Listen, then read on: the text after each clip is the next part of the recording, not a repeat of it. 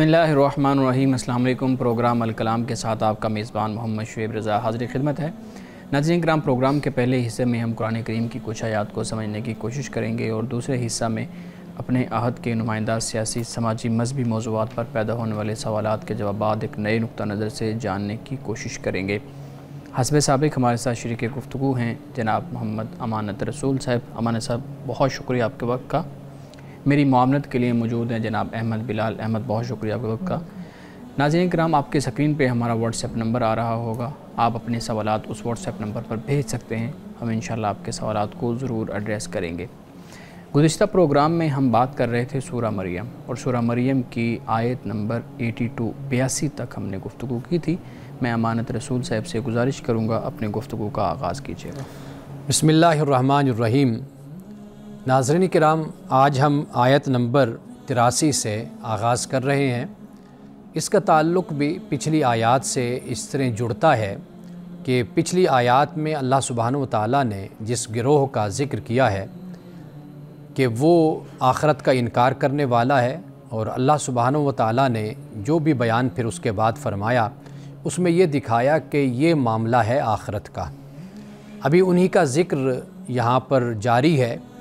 अब उनकी जो हट धर्मी है, जो उनकी ज़िद है, या उनका जो चाल चलन है, इस्लाम दुश्मनी का चाल चलन, कुरान मजीद बयान करता है कि अलम तरा अन्ना अरसलना शयातीना अलल काफिरीना तउज़्ज़ुहुम अज़्ज़ा। कहा कि क्या आपने नहीं देखा कि हमने मुनकिरों पर, इनकार करने वालों पर, काफिरों पर हमने शैतानों को छोड़ दिया है और वो इनको खूब उभार रहे हैं। शयातीन का तबका ये इंसानों में भी मौजूद है और जिन्नों में भी मौजूद है। इंसानों में जो इनके सरबराह हैं, जो इनके लीडर हैं, वो उनको शयातीन से मंसूब किया गया है, यानी अपने लोगों को उभार कर गलत रास्ते पर लेकर चलना और चलाना, ये दर हकीकत शयातीन का काम होता है। तो इंसान जब बुराई के रास्ते पर मुसलसल चलता रहता है और बुराई के रास्ते को मुंतखब करता है अपने लिए, फिर चलते चलते एक वक्त आता है कि इंसान हट धर्म हो जाता है और वो अपने ही बुरे कामों को अच्छा भी ख्याल करने लग जाता है। ऐसा भी होता है कि इंसान जब एक रास्ते को इख्तियार करता है तो उसी हिसाब से उसके दोस्त भी बनते हैं और उसके ताल्लुकात भी कायम होते हैं। ये दर हकीकत शयातीन होते हैं। और फिर इनका काम क्या होता है? ये फिर गलत मशवरे देते हैं, फिर इंसान को उभारते हैं और इंसान को गलत कामों की तरफ राग़िब करते हैं। तो यहाँ पर अल्लाह सुब्हानहू व तआला ने इसी बात को बयान किया है कि मुनकरों पर हमने शैतानों को, काफरों पर हमने शैतानों को छोड़ दिया है और वो इनको उभार रहे हैं। फरमाया कि फ़ला ताजल, ए नबी सल्लल्लाहु अलैहि वसल्लम अलैहिम, आप इन पर जल्दी ना कीजिए। इन्नमा नउद्दु लहुम अद्दा, फरमाया कि हम इनकी गिनती पूरी कर रहे हैं। यानी वही बात जो पहले हमने पढ़ी कि अल्लाह सुब्हानहू व तआला एक मुद्दत, एक मोहलत देता है, ढील देता है। उस ढील को अपनी कामयाबी नहीं तसव्वुर करना चाहिए, बल्कि वो मोहलत ख्याल की जानी चाहिए ताकि इंसान अपना एहतसाब करे और फिर सही रास्ते पर अपने आप को लेकर आए। तो यहाँ अल्लाह सुब्हानहू व तआला ने रसूलुल्लाह सल्लल्लाहु अलैहि वसल्लम से यही फरमाया कि आप जल्दी न कीजिए। अल्लाह सुब्हानहू व तआला इनकी जो गिनती है उसको पूरा कर रहा है। फरमाया यौम नहशुरुल मुत्तकीन इलर रहमान वफ़दा, जिस दिन हम डरने वालों को रहमान की तरफ मेहमान बनाकर जमा करेंगे। इधर कुफ़ार का ज़िक्र होता है, नाफरमानों का, और इधर से फिर मुत्तकीन का, ईमान वालों का भी ज़िक्र होता है। तो फरमाया कि ये जो मुत्तकीन हैं, अल्लाह से डरने वाले हैं, अल्लाह की फरमाबरदारी करने वाले हैं, इनको हम क़यामत के दिन जमा करेंगे और ये अल्लाह के पास मेहमान बनकर ये आएंगे।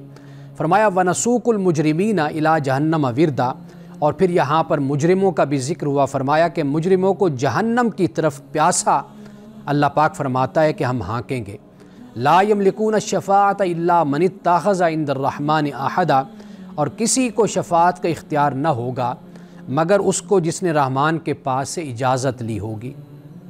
यानी जिसे अल्लाह सुब्हानहू व तआला इजाज़त देगा, जिससे राज़ी होगा, वही अल्लाह सुब्हानहू व तआला की बारगाह में शफ़ाअत करेगा।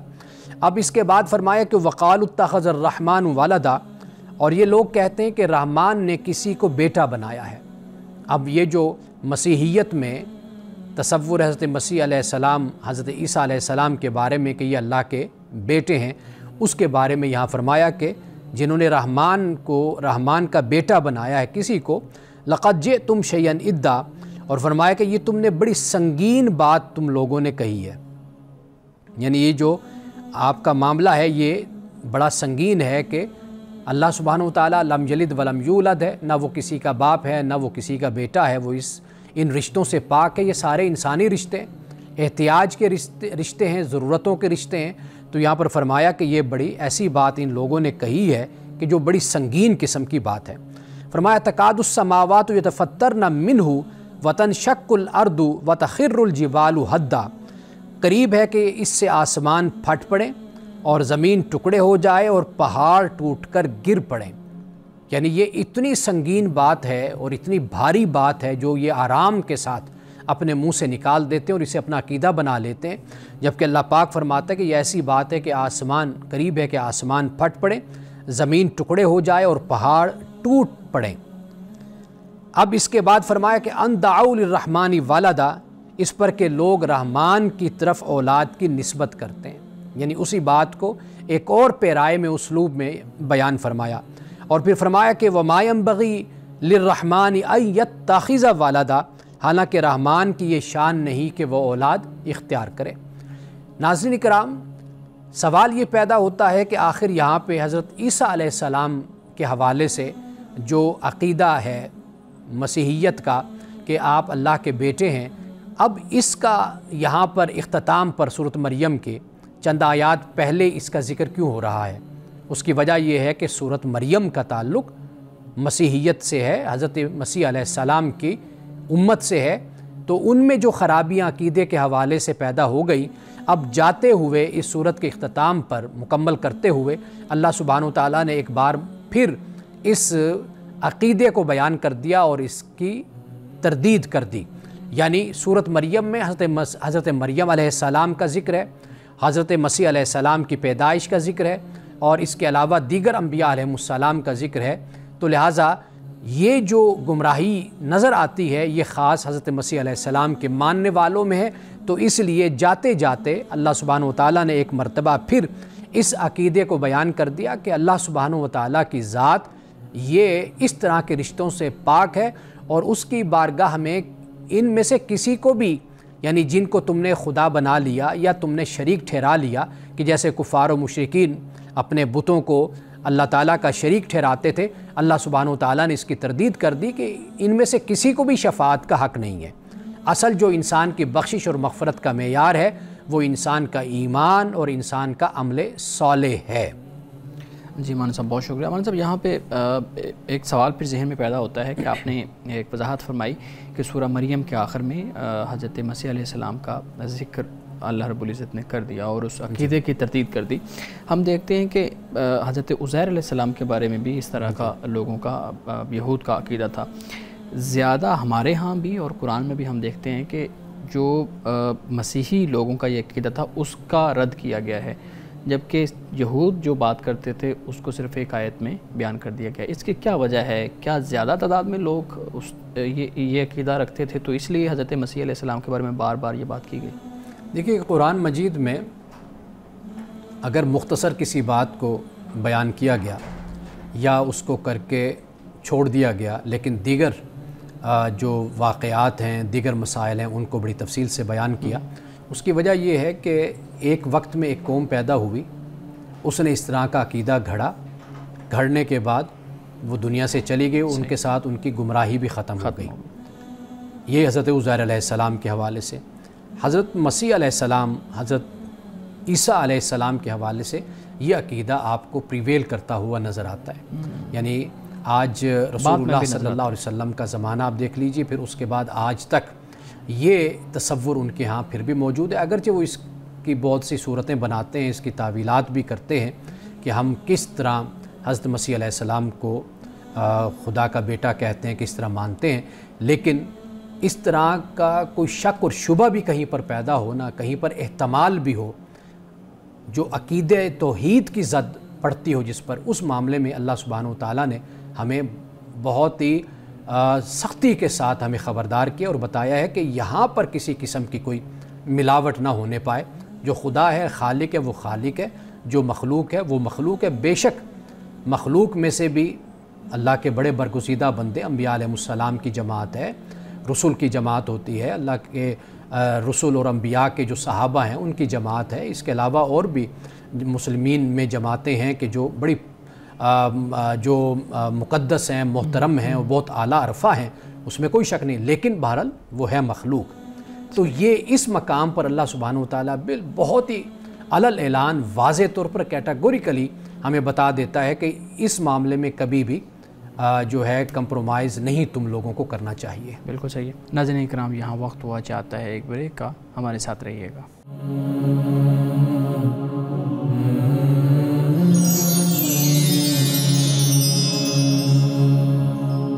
ویلکم بیک ناظرین. امانت صاحب، جب ہم پچھلا پروگرام ہم نے کیا تھا تو اس میں ایک بہت اہم بات تھی جو اس وقت بھی میرے ذہن میں سوال تھا، لیکن ٹائم کی قلت کی وجہ سے ہم نے اس کو اسکپ کر دیا. میں ضرور چاہوں گا کہ آپ یہ بیان کریں کہ یہاں بات ہوئی کہ وہ اپنے معبودوں کی پرستش کرتے تھے، ان کو پوجتے تھے، اپنے بتوں کی، اپنے شیاطین کی. تو ہمارے ہاں بھی تصور مکس صحیح ہے. لوگ بحث کرتے ہیں مختلف طرح سے کہ یہ یہاں پہ پرستش ہو رہی ہے، یہاں پہ پوجا جا رہا ہے، کچھ کہتے ہیں یہاں پہ نہیں پوجا جا رہا. تو آپ بیان کیجئے گا کہ عزت، توقیر، احترام اور عبادت یعنی پرستش کرنا، اس میں کیا فرق ہوتا ہے، اور ہمارے ہاں جو نقطہ نظر ہے، جو ماحول ہے، آپ ضرور اس پہ بات کیجئے گا. دیکھیے، جب ہم عبادت کی بات کرتے ہیں نا، وہ باقاعدہ طور پر جس کو ہم ریچولز کہتے ہیں وہ ہوتا ہے. جیسے ہم نماز پڑھتے ہیں تو نماز کے ریچولز، ارکان ہیں نا، وہ ہم ادا کرتے ہیں.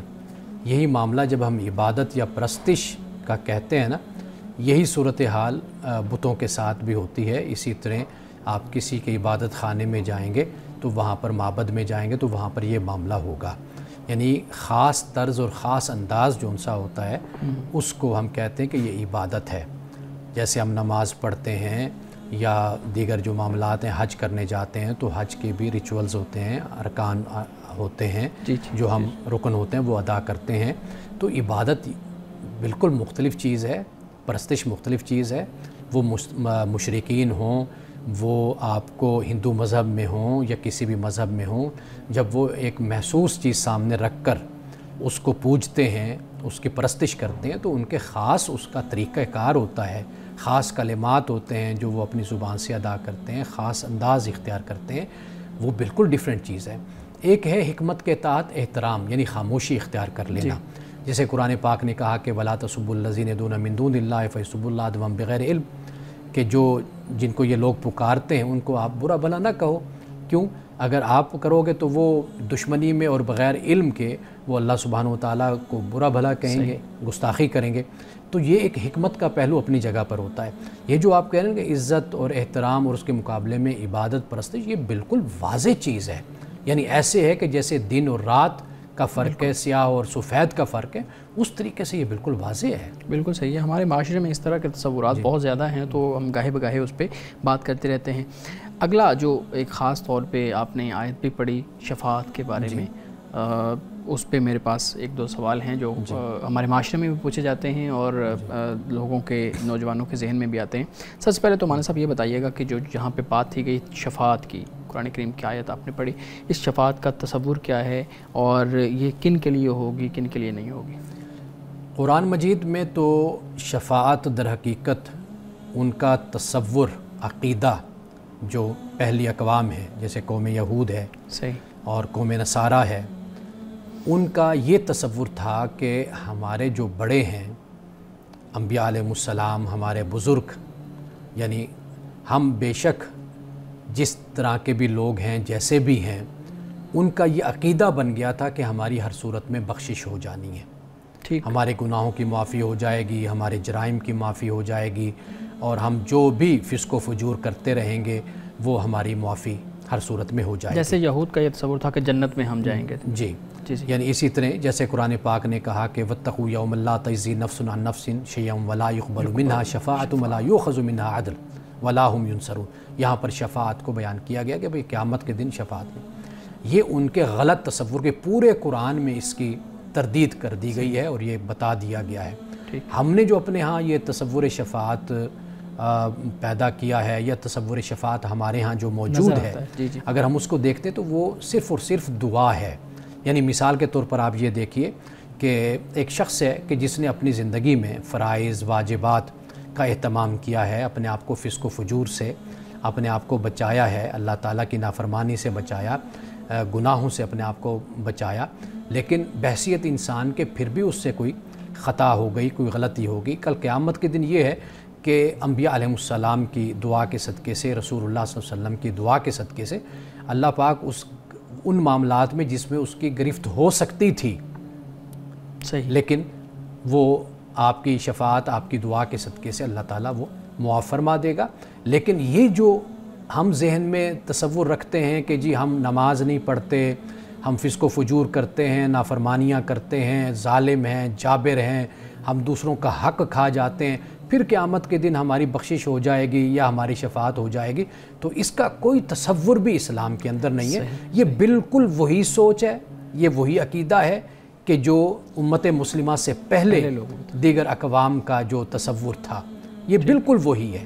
اسلام میں صرف اتنا تصور ہے کہ انسان سب کچھ کرنے کے باوجود پھر بھی آخر انسان ہے، کوئی غلطی خامی ہو جاتی ہے انسان سے، تو وہ یہ ہے کہ اللہ کے نیک بندوں کی دعا ہے، رسول اللہ صلی اللہ علیہ وسلم کی دعا ہے، اس کے ذریعے سے اللہ پاک چاہے گا تو معاف کر دے گا۔ ہم اس پہ آگے بھی میں اس پہ ضرور چاہوں گا کہ آپ اس پہ مزید بھی بات کریں۔ یہاں پہ ایک سوال میں آپ کے سامنے اور رکھتا ہوں کہ جو ہمارے ہاں ایک کانسیپٹ یہ پایا جاتا ہے کہ جو شفاعت ہے اس کا جو تصور ہے وہ اصول جو انصاف کے اصول ہیں ان کے خلاف ہے۔ وہ کہتے ہیں جی جب آپ کسی کی سفارش کرتے ہیں، کسی کی جو ہے نا وہ شفاعت کرتے ہیں، تو اس کا مطلب یہ ہوتا ہے کہ آپ کہہ رہے ہیں کہ یار اس سے کمی کوتاہی ہو گئی تو چلیں جو ہے نا وہ اب آگے اگر اس کو معافی مل جاتی ہے یا یہ درگزر کر دیا جاتا ہے، جیسے ہمارے ہاں دنیا میں تصور ہے، تو ریہیبلیٹیشن والا کانسیپٹ آ جاتا ہے۔ تو اس زندگی کے بعد یعنی آخرت کے بعد جو معاملہ ہے اس کے بعد تو کوئی اس طرح کا معاملہ ہی نہیں ہوگا کہ دوبارہ گناہ ثواب اچھا برا اس طرح کا کوئی انسان کے سامنے وجود ہوگا۔ تو جب یہ معاملہ نہیں ہے تو پھر ریہیبلیٹیشن والا کانسیپٹ بھی ختم ہو گیا۔ جب وہ بھی ختم ہو گیا ہے تو پھر تو یہ واقعی انصاف کے اصولوں کے خلاف ہوا یہ معاملہ۔ آپ کا یہ سوال بہت اچھا ہے، لیکن آپ اس کو اس طریقے سے سمجھیے کہ جہاں انسانی معاملات آتے ہیں، کہیں انسان کے ساتھ زیادتی ہے، ظلم ہے، وہ اس کی معافی اس وقت ہے کہ جب وہ بندہ معاف کر دیتا ہے۔ یعنی مثال کے طور پر کسی کو قتل کیا گیا، یا یہ ہے کہ جیسے کسی کا مال ہتھیا لیا گیا یا کسی کی جائیداد ہتھیا لی گئی، فراڈ دھوکے بازی کی گئی، یہ اس وقت معافی ملے گی انسان کو کہ جب وہ بھائی اس کو معاف کرے گا، وہ دنیا کا معاملہ ہو یا وہ آخرت کا معاملہ ہو۔ رسول اللہ نے فرمایا کہ مفلس کے بارے میں جب آپ نے کہا کہ اے صحابہ جانتے ہو کون مفلس ہوتا ہے؟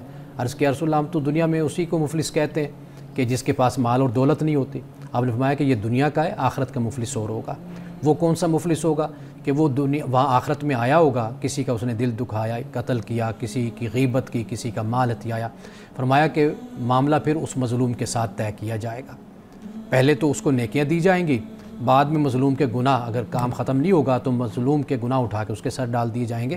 تو لہٰذا ہمیں یہ بات ذہن میں رکھنی چاہیے کہ جو حقوق اللہ ہیں وہ اللہ چاہے گا تو معاف کر دے گا، وہ اللہ کا معاملہ ہے، لیکن بندوں کے معاملے میں وہ یہی فرماتا ہے کہ بندوں کے ساتھ اپنا معاملہ سیدھا کر کے اور صاف ستھرا کر کے میرے پاس آنا۔ تو لہٰذا جب ہم اس شفاعت کی بات کرتے ہیں تو یہ معاملہ انسان کا خدا کے ساتھ کا معاملہ ہوتا ہے۔ اور پھر یہ ہے کہ میں نے عرض کیا کہ کوئی کوتاہی خطا، یہ نہیں میں نے کہا کہ وہ عادی مجرم ہے اور وہ بالکل اس نے فسق و فجور پر مبنی زندگی گزاری ہے اور وہ شریعت اور دین کی اس نے ذرا بھر پرواہ نہیں کی، فساد پھیلاتا رہا زمین میں، تو پھر ایسا شخص شفاعت کے ذریعے سے اس کی بخشش ہوگی، تو اس کا کوئی تصور نہیں ہے۔ بندہ ہے اپنی طرف سے ہر طرح کوشش کرتا ہے کہ میں اچھی زندگی گزاروں، اللہ کی فرمانبرداری میں گزاروں، پھر اس سے کوئی کمی کوتاہی ہو جاتی ہے تو وہاں پر پھر یہ شفاعت اس کے کام آتی ہے۔ بالکل صحیح۔ ناظرین کرام یہاں وقت ہوا چاہتا ہے ایک بریک کا، ہمارے ساتھ رہیے گا۔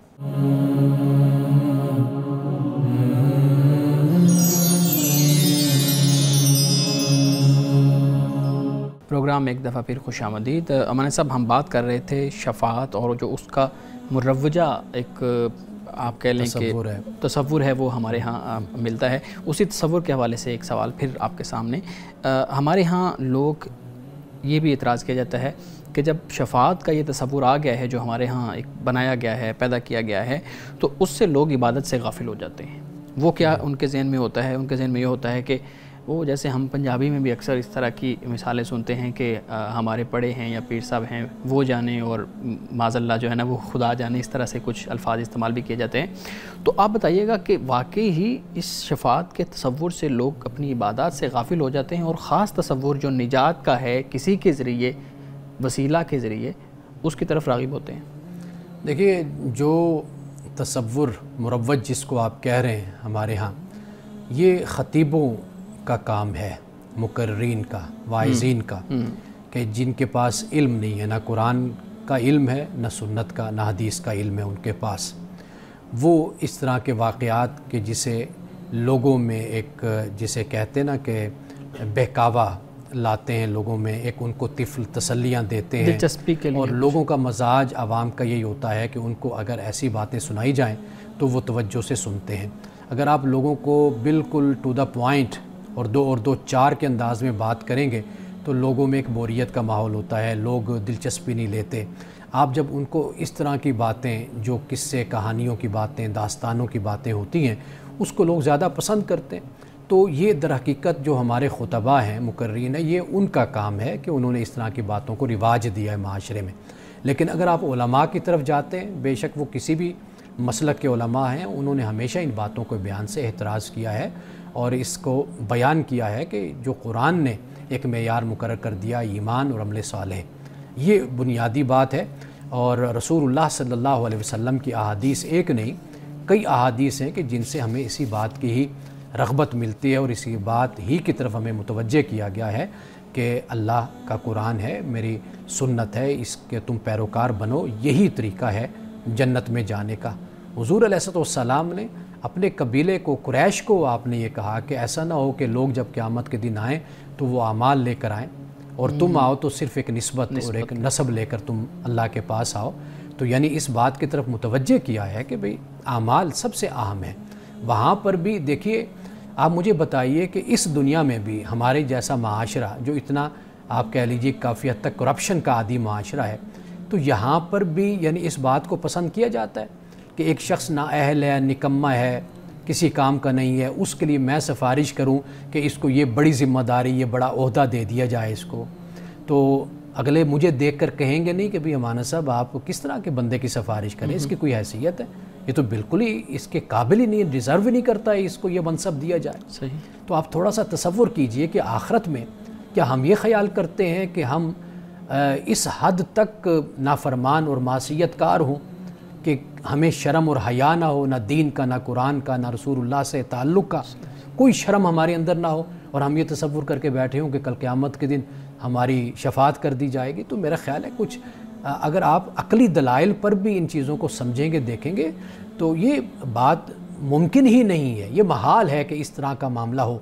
قرآن نازل ہوا انہی پرانے تصورات کو رد کرنے کے لیے جو قوموں کے اندر بے عملی اور بدعملی کا باعث بنے، ان عقائد کو رد کیا، تو پھر وہی عقائد مسلمان اگر اختیار کرتے ہیں اور تصورات اختیار کرتے ہیں تو یہ تو بڑے افسوس کی بات ہو جاتی ہے۔ بالکل صحیح ہے۔ میں ابھی یہی سوال آپ کے سامنے رکھنے لگا تھا کہ جو شفاعت کا مروجہ جو ایک سوچ ہے، تصور ہے، وہ عقل کے منافی ہے یا اس کے ساتھ ہے؟ تو آپ نے بڑی خوبصورتی سے اس کا جی آپ نے بہت بہتر اور بہت اچھا زبردست جواب دیا ہے، یعنی مجھے تو یہ بہت اچھی طرح سے سمجھ بھی آ گیا، لیکن یہ جو آپ نے بات بتائی کہ خطیبانہ انداز میں بیان کی جاتی ہیں چیزیں، اور ایسی چیزیں جو عام طور پہ عقل میں نہیں آتی تو لوگ اس پہ واہ واہ کرتے ہیں، بڑی جلدی خوش ہوتے ہیں۔ آپ نے بتایا کہ شفاعت اللہ اور بندے کا تعلق ہے، لیکن لوگ تو یعنی اللہ تو دور، پھر رسول اللہ صلی اللہ علیہ وسلم سے بھی نیچے آ کے اپنے پیروں کو اور بزرگوں سے کہتے ہیں کہ یہ ہمیں تو پتہ ہی نہیں چلے گا پل صراط سے ہم کس طرح سے گزر گئے۔ تو یہ آپ کو کیا لگتا ہے کہ ایک اتنے بڑے طبقے میں یہ چیز رائج ہے، کیا یہ صرف اس لیے رائج ہوگی کہ خطیب حضرات لوگوں کو صرف واہ واہ لینے کے لیے بتاتے رہے، یا واقعی میں کوئی نہ کوئی ایک ایلیمنٹ ایسا موجود تھا جس کی وجہ سے یہ چیزیں لوگوں میں آئی ہیں؟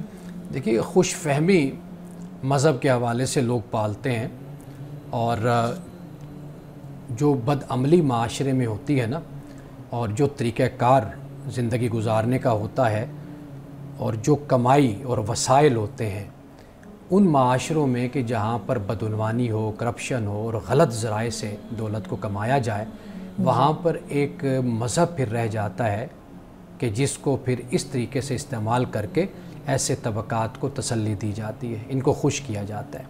یہ وہ ساری جال ہے، یہ نیٹ ہے کہ جو اس طرح بنا جاتا ہے اور بچھایا جاتا ہے معاشرے کے عوام کو، سادہ لوگوں کو متوجہ کرنے کے لیے۔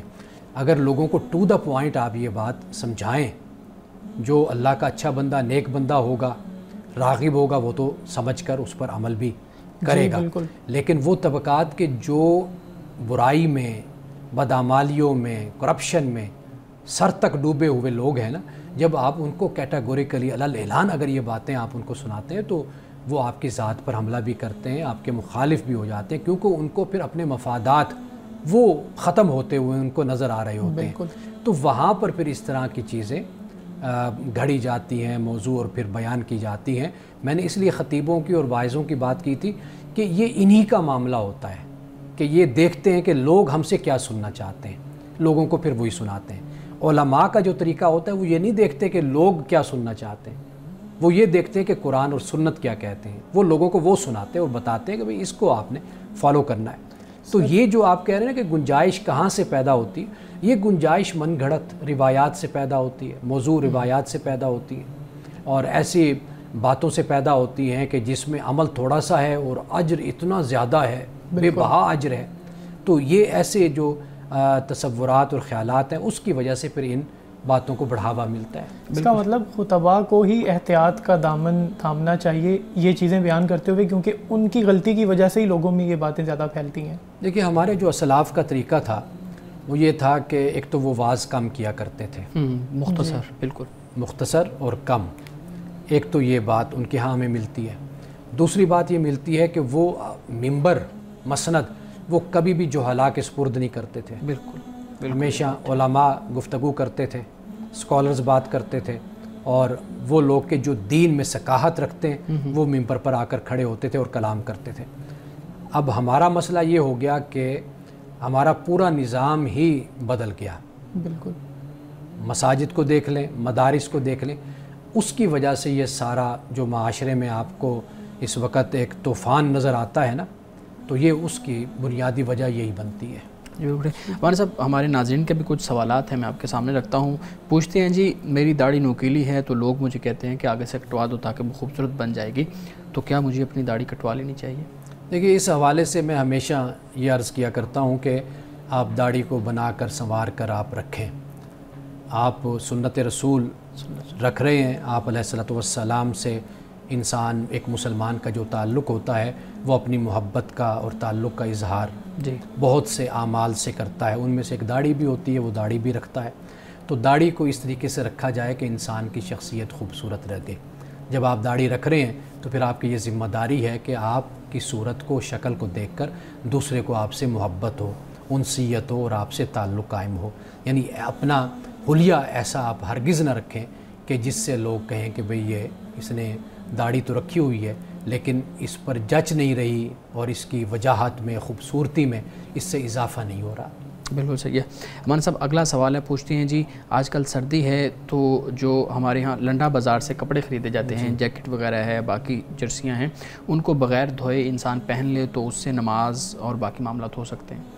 دیکھیے وہ پاک ہوتے ہیں، کوئی ایسا مسئلہ اس میں نہیں ہوتا، اور اس کو بغیر دھوئے اور واش کیے اس کو پہنا جا سکتا ہے۔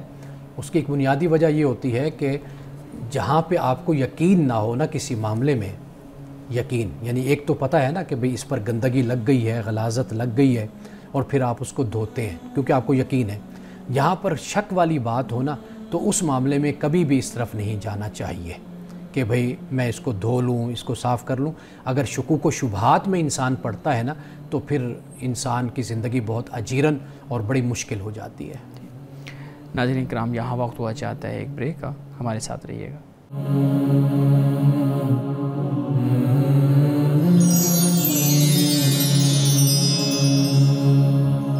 پروگرام میں ایک دفعہ پھر خوش آمدید۔ جی بلال صاحب، آپ سوال کیجیے۔ سر یہ بتائیے گا کہ جو آن لائن پلیٹ فارمز ہیں، کلاس وغیرہ جس پر آن لائن ہوتی ہے، میٹنگز وغیرہ ہوتی ہیں، جس طرح سے زوم، گوگل میٹ وغیرہ ہیں، ان پلیٹ فارمز کے ذریعے نماز میں شرکت کرنا کیسا ہے؟ جیسا کہ کوئی اجتماعی نماز کسی جگہ پر ادا کی جا رہی ہے بارش کے لیے یا کسی اور کام کے لیے، تو پھر زوم کے ذریعے اس میں شرکت کر لینا جماعت کے ساتھ، یہ کیا درست عمل ہے؟ دیکھیے، پہلی بات تو یہ ہے کہ جو معمول کے حالات ہوتے ہیں نا، جی، اس میں بھی قرآن مجید نے یہ بیان کیا ہے اس میں کہ آپ وہی نماز کا طریقہ اختیار کریں گے جو نماز جس طرح پڑھی جاتی ہے۔ مثال کے طور پر یہ کہا جاتا ہے مقام ایک ہو، اور کہا جاتا ہے کہ وقت ایک ہو، اس طرح کر کے کچھ شرائط ہمارے فقہاء نے بھی بیان کی ہیں۔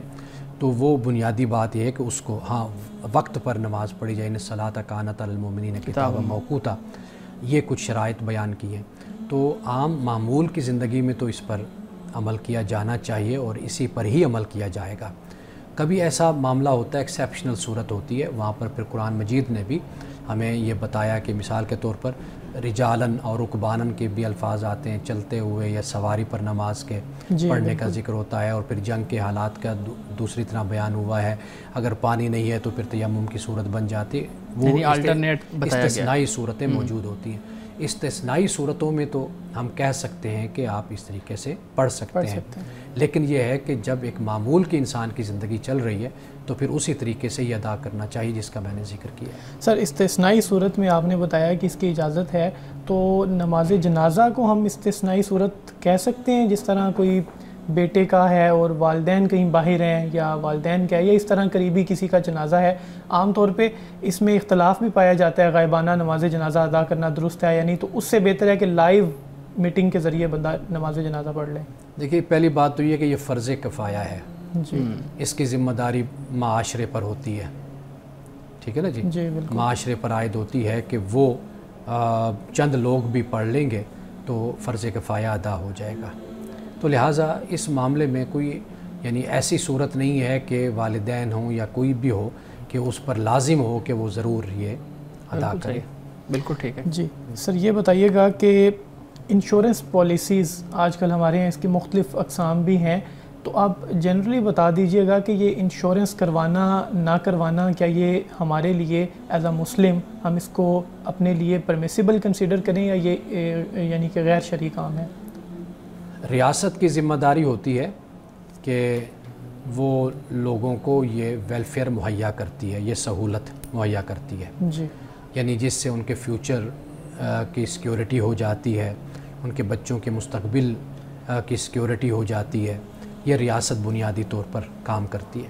جب ریاست اپنی ذمہ داریاں ادا نہیں کر رہی ہوتی تو پھر اس کے آلٹرنیٹ متبادل یہ ادارے ہوتے ہیں کہ جو آپ کو یہ سہولت مہیا کرتے ہیں۔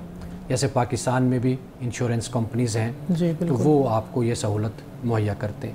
اور اس میں جو بنیادی بات سمجھنے والی وہ یہ ہے کہ یہ کوئی برابری کی سطح کا کوئی کانٹریکٹ نہیں ہوتا، جی، کہ میں اگر مثال کے طور پر سال کا 1 لاکھ روپیہ دے رہا ہوں تو وہ مجھے 25 سال بعد اگر وہ 25 لاکھ کی جگہ مجھے کروڑ دے رہے ہیں، میں نے صرف 25 لاکھ ان کو دیا، انہوں نے مجھے کروڑ، 2 کروڑ، 2.5 کروڑ، جو بھی بندہ وہ مجھے انہوں نے دیا۔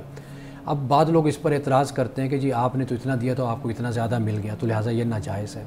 ہمیں یہ بات سمجھنی چاہیے کہ یہ صرف اور صرف ایک بھلائی کے نقطہ نظر سے ہے، ویلفیئر کے نقطہ نظر سے ہے، ویل وشنگ، خیر خواہی کے نقطہ نظر سے ہے۔ یہ کوئی بزنس نہیں ہو رہا کہ جس کی بنیاد پر ہم یہ کہیں کہ میں نے یہ بزنس کیا تو انہوں نے مجھے اس سے کہیں زیادہ دیا یا سود میں آ گیا۔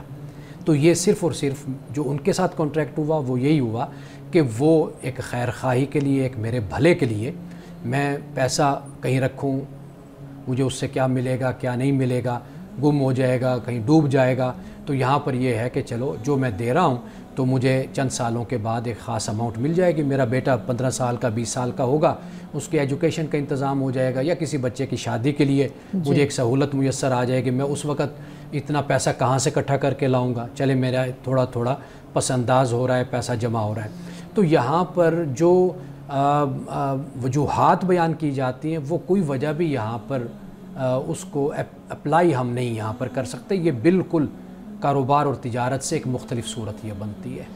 جی سر، آپ نے بہت واضح انداز میں بتایا۔ اس کی ایک اور قسم پہ ہم بات کر لیتے ہیں۔ جو زیادہ عام طور پہ لوگ استعمال بھی کرتے ہیں. جیسے کہ گاڑی کی انشورنس ہوئی ہے, اب گاڑی کی انشورنس کروا دی آپ نے, ایڈوانس اس میں پیمنٹ کی ہوئی ہے, ممکن ہے آپ کی گاڑی کا ایکسیڈنٹ ہی نہ ہو اور وہ جو پیسے آپ ادا کر چکے ہیں وہ آپ استعمال ہی نہ کریں. ایسے ہی ہیلتھ انشورنس میں بھی ہے کہ ہیلتھ انشورنس میں آپ نے آلریڈی پیڈ ہیں آپ, لیکن ممکن ہے آپ کو ضرورت ہی نہ پڑے اس کو استعمال کرنے کی, اور وہ جو 1 سال 2 سال کا ٹینیور ہے وہ گزر جائے, تو کیا اس صورت میں اب آپ کے پیسے تو ایک حساب سے تو ویسٹ ہی ہو گئے نا, تو کیا یہ بھی درست ہوگا پھر؟ دیکھیے میں وہی عرض کر رہا ہوں نا کہ یہ کوئی تجارت اور کاروبار کا معاملہ نہیں ہے اس طرح کا. یہ آپ کو ایک کمپنی حفاظت آپ کو مہیا کرتی ہے, تو وہ جو پیسہ ہے وہ اب کمپنی اپنے پاس رکھتی ہے, تو وہ ٹھیک ہے کہ بھئی اگر کوئی اس طرح کا معاملہ آپ کے ساتھ نہیں ہوا تو انہوں نے اپنے پاس اس اماؤنٹ کو رکھ لیا, اور اگر خدا نخواستہ کوئی ایسی صورت بن گئی تو وہ اس کے لیے استعمال ہو گئی. جیسے گاڑی عام طور پر اس پر استعمال ہو جاتے ہیں, کوئی ایکسیڈنٹ ہو جاتا ہے, لیکن یہ ہے کہ جو دوسری انشورنس ہے جو ہم بات کر رہے ہیں اس میں تو یہ ہے کہ آخر کار اس کا جو معاوضہ ہے وہ آپ کو ملتا ہی ملتا ہے. اچھا مولانا صاحب یہ بھی بیان کیجیے گا, ہمارے ہاں اس پہ بہت زیادہ کنٹروورسی ہے, آپ باہر ممالک میں رہے ہیں, وہاں پہ آپ نے ریسرچ کا کام بھی کیا ہے, تو وہاں پہ جو ہمارے علماء ہیں ان کا رویہ بالکل اسی طرح کا ہے, کیونکہ وہاں پہ تو ہر ایک کے لیے ضروری ہے کہ ہیلتھ انشورنس کم از کم ضرور ہونی چاہیے ہر ایک شہری کے لیے, ایون وہ اگر ٹریولر بھی ہے, کوئی ٹورسٹ بھی ہے, تو پھر بھی وہ جو ہے نا اپنی انشورنس کروا کے جاتا ہے. تو وہاں پہ علماء کا رویہ کیا ہے؟ اچھا پہلی بات تو یہ ہے کہ وہاں پر ویلفیئر اسٹیٹ بنیادی طور پر ہے تو ہماری بھی ویلفیئر ہی. ہاں جی, وہ ویلفیئر اسٹیٹ کا تصور بالکل مختلف ہے. تو ہمارا سب کچھ کانسٹیٹیوشن تک تو موجود ہے, لیکن وہ جو ایک عملی صورت ہونی چاہیے وہ اس طریقے سے ایسے بھی ہے نا کہ ان ممالک میں یعنی ہیلتھ انشورنس کے بغیر انسان کا علاج تقریباً ناممکن ہوتا ہے. یہاں پہ تو ہم بغیر انشورنس کے کسی بھی سرکاری ہاسپٹل میں جائیں اپنا علاج کروا سکتے ہیں. بڑی جی وہاں پر یہ صورت ہوتی ہے کہ آپ جیسے بتا رہے ہیں کہ وہ آپ سے ٹیکس لیا جاتا ہے. مثال کے طور پر 100 میں سے 51% جو ان سے 51 روپیز 51 روپیز آپ کا وہ لے لیا جاتا ہے یا 50 لے لیا جاتا ہے. اچھا پھر وہ یہ ہے کہ وہ آپ ہی کے لیے استعمال ہوتا ہے, آج نہیں ملے گا آپ کو, جا کر اینڈ پر آپ کو مل جائے گا. اگر نہیں بھی کسی طریقے سے استعمال آپ پر ہوا تو وہی آپ کے پیسے ویلفیئر کے طور پر معاشرے کے دوسرے جو مفلوق الحال لوگ ہیں ان پر لگ جاتا ہے, یا اجتماعی جو پروگرام ہوتے ہیں, منصوبے ہوتے ہیں, پروجیکٹس ہوتے ہیں, وہاں پر ان کو خرچ کر دیا جاتا ہے. بالکل ٹھیک. مولانا صاحب آج کے حدیث مبارکہ بیان کیجیے گا. رسول اللہ صلی اللہ علیہ وسلم کی یہ حدیث حضرت انس سے روایت ہے اور مشکات شریف کی یہ حدیث ہے. آپ نے فرمایا کہ لا ایمان لمن لا امانۃ لہ ولا دین لمن لا عہد لہ. آپ نے فرمایا کہ جس کے اندر امانت نہیں اس کے اندر ایمان نہیں, اور جس کو عہد کا پاس نہیں ہے اس کے پاس دین نہیں ہے. یعنی پہلی بات جو بیان فرمائی وہ امانت. جب آپ کسی کے پاس کوئی چیز رکھتے ہیں اور وہ اس کی حفاظت کرتا ہے اور ویسی کی ویسی آپ کو واپس کر دیتا ہے, تو رسول اللہ نے فرمایا کہ در حقیقت ایسے شخص میں ایمان ہے. آپ کسی کے پاس اپنی امانت رکھے اور وہ امانت آپ کو واپس نہیں لوٹاتا یا اس میں کمی بیشی کرتا ہے, تو گویا کہ وہ اپنے ایمان میں کمزور ہے, اپنے ایمان میں وہ سچا نہیں ہے. اسی طرح وعدہ فرمایا کہ جس شخص نے وعدہ نہیں نبھایا اور وعدہ پورا نہیں کیا, تو رسول اللہ نے فرمایا کہ جس کا وعدہ نہیں ہے تو اس کا دین نہیں ہے. یعنی دین نہیں سے مراد یہ ہے کہ دین اس کو پابند کرتا ہے, اور یہ بات دین میں بہت ہی اہم ہے کہ انسان اپنے وعدے کو پورا کرے. جو وعدے کو پورا نہیں کر رہا تو گویا کہ اس کی زندگی سے یہ معلوم ہوتا ہے کہ اس نے دین کو اپنے اوپر نافذ نہیں کیا. ناظرین کرام, اس دعا کے ساتھ اپنے پروگرام کا اختتام کریں گے. اللہ رب العزت حسن کلام اور تاثیر کلام عطا فرمائے, ہماری زبان کے گروں کو کھول دے اور سننے والوں تک خیر کا پیغام پہنچے. اجازت دیجیے, خدا حافظ.